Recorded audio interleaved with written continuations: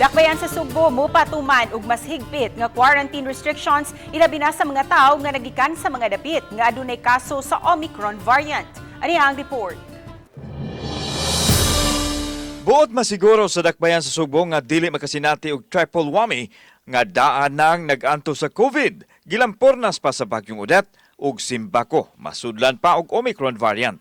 Busag karon pa lang na nagang nang daan ang Cebu City LGU nga dili makalusot ang Omicron pinaagi sa pagpatuman sa mas hugot nga quarantine restriction.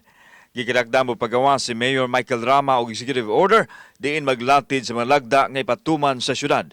Usa nini ang pagpahugot sa border control sa dakbayan ug ang pagpaubos sa RT-PCR test sa mga tao nga magikan sa mga dapit nga adunay kaso sa Omicron variant sama sa NCR nga gipaubos sa Alert Level 3. I am in full agreement na importante kayo ang the matter about border control, especially its containment, and kanag yung pangabot.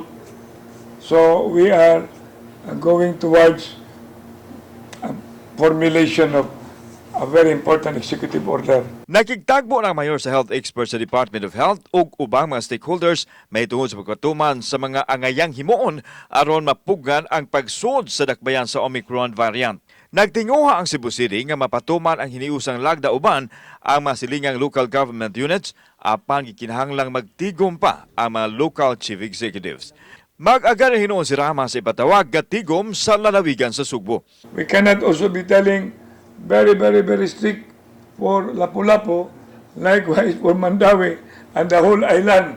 Subay sa dakong hulga sa Omicron variant, gingusgan sa dakbayan ang pag-awhag sa mga tao nga magpabakuna na patok sa COVID-19.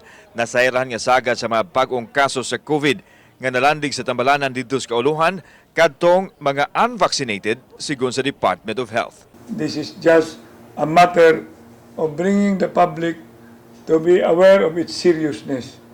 And we cannot just take our guard lowered. Kauban si Cleofer Lumayag, ako si Alan Domingo. Balitang, Bisdak.